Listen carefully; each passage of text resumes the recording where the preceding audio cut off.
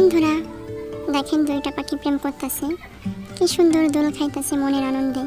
আহা কি আনন্দ আকাশে বাতাসে। দেখেন এ ওকে কি জানি বলতেছে, দেখছেন ঠোঁটটা দেখেন, প্রেমের কথা বলতেছে। এমনি প্রেম করতে কার না ভালো লাগে বলেন তো।